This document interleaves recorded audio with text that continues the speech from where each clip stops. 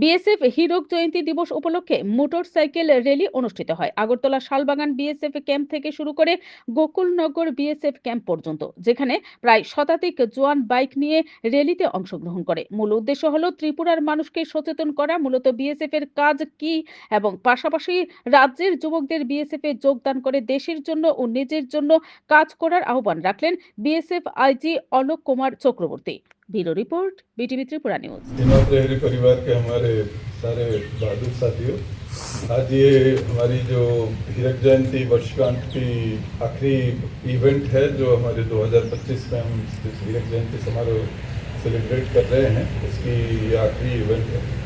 Motorcycle rally from Shalbagan to Gokul Nagar. तो इसके लिए सबको आपको जो पार्टिसिपेट कर रहे हैं उन सबको भी बहुत बहुत बधाई। जो पार्टिसिपेट नहीं कर पा रहे हैं बिकॉज ऑफ लॉजिस्टिकल रीजंस, उन सबको भी बहुत बहुत बधाई।